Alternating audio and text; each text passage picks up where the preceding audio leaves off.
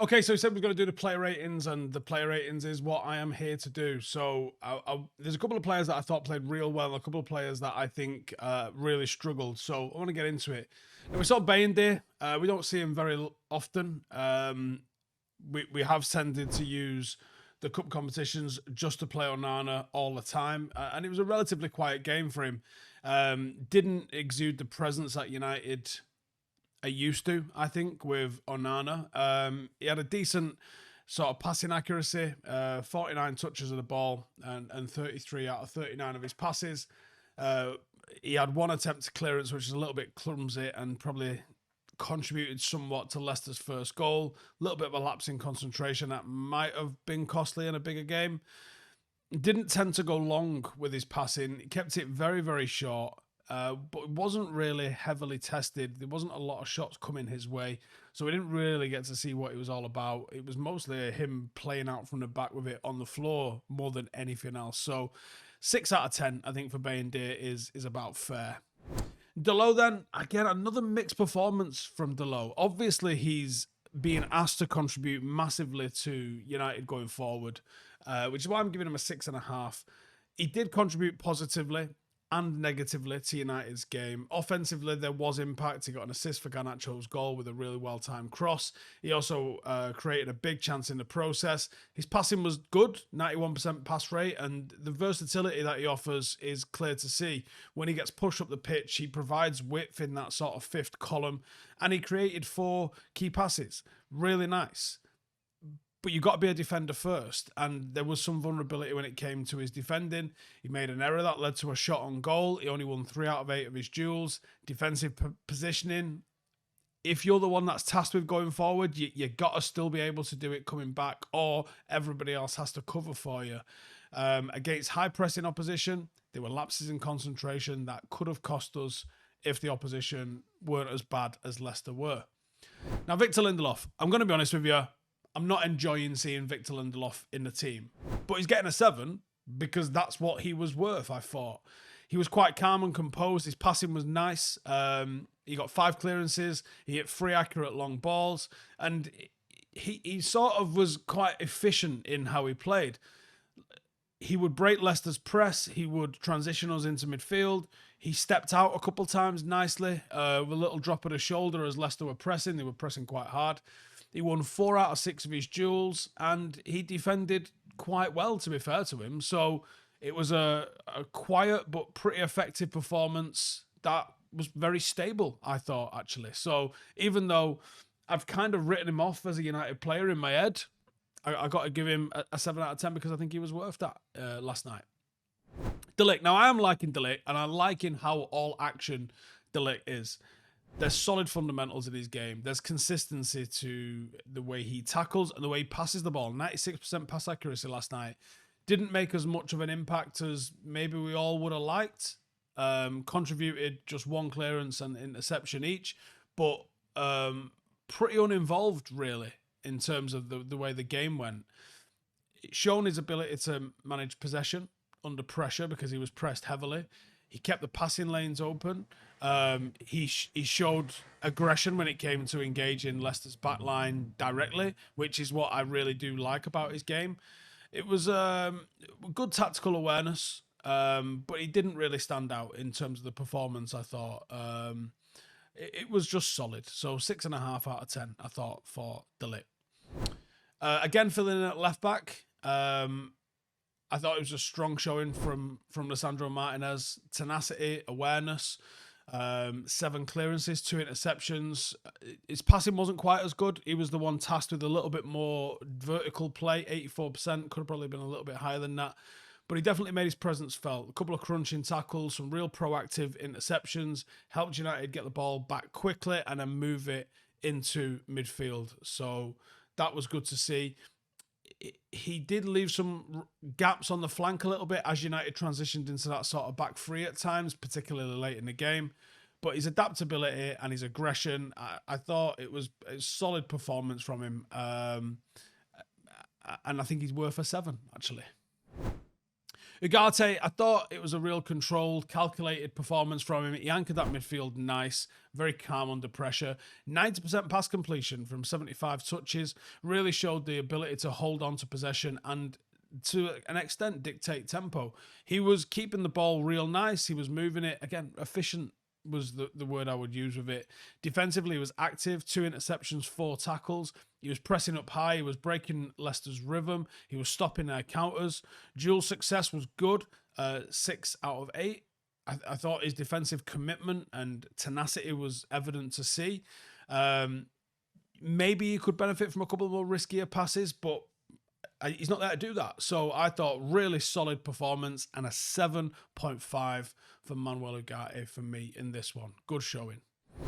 Casemiro, back to his best last night, influenced the game in attack and defence, set the tone early with a wonderful opening goal, real good long-range strike right into the joint, added another goal from a corner, showing the threat that he poses at set plays, which we did cover in the preview for those who observe, and could have had a hat-trick in the first half. Defensively, put in a strong shift, 9 clearances, 3 interceptions. There was coverage all across in front of the back line.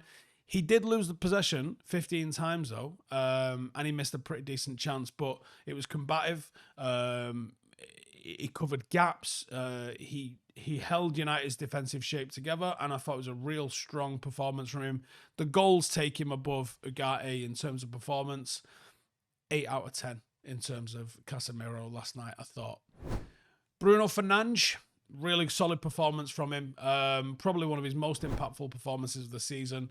There was vision, there was creativity. He got 4 key passes, including a deflected free kick that did find the back of the net.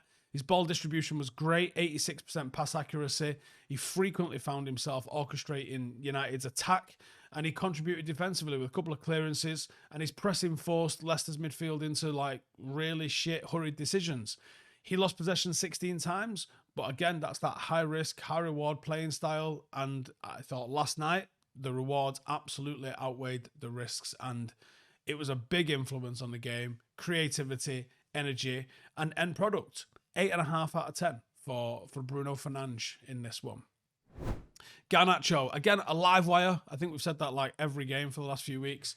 There was skill. There was a great goal with a composed finish.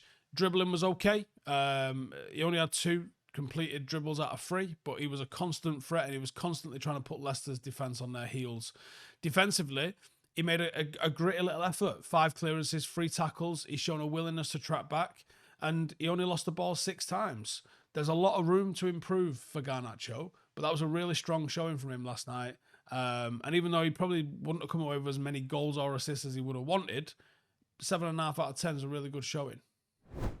Rashford, it was a bit of an erratic performance, I thought, with Rashford. 68% pass accuracy, didn't score, did get an assist. Shown some moments of playmaking ability. His crosses, there weren't enough of them and they weren't accurate enough. 2 out of 4.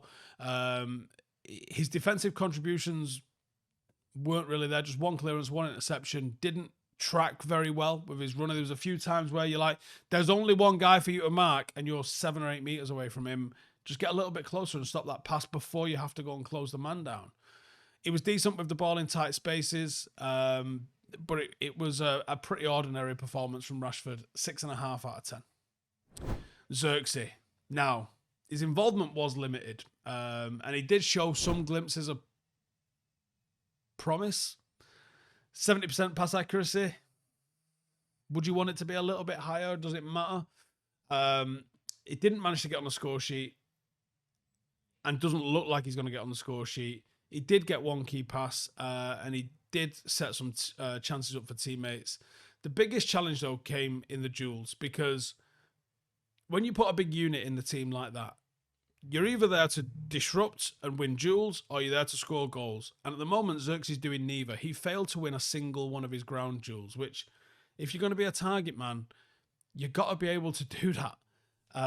He didn't really manage to keep United's pressure up in the final third. His off-the-ball movement was okay, but he's got to elevate his game. He needs to improve in being a physical bully, and he's got to hold the ball better, and he's got to score some goals. So I think it's a 5 out of 10 performance from Xerxes. He's got to improve. He's got to do more. So that's the starting 11. Let's have a look at the subs then. Diallo came on showing a bit of energy. 94% pass completion, 17 out of 18 of his passes. You get that from him all the time. He had just the one dribble, which was successful. He was helping to stretch Leicester's back line. He gave us a bit of an extra dimension in attack, but wasn't really on long enough to make a big impact on the scoreline. So 6.5 out of 10 for Diallo. Similar for Mazraoui. He brought some fresh legs, a little bit of defensive reinforcement. He completed all 27 of his passes, 100% pass completion rate. I just really like him as a footballer. He's fantastic. 2 accurate long balls, 1 successful dribble. He was contributing offensively and defensively. Like, it was a stable little performance, and 7 out of 10, I think, for Mazraoui on what we saw. Jonny Evans, again, 91% pass completion. Him and Lindelof did not strike me as a quick centre-half partnership, and it did feel like United was under a little bit of pressure when it was just those two. He was largely untested, apart from some of those balls over the top that they had to go and chase. He got 1 successful aerial duel, but nothing outside of that was even contested around him. So 6.5 out of 10 for Johnny. And then Højlund, another sort of low-key kind of showing from him. 100% pass completion. It was 2 passes. Let's not get carried away. It shows how little service he was getting and how little service he's able to go and get. He was trying to put himself about in the duels. He only won 1 out of 3.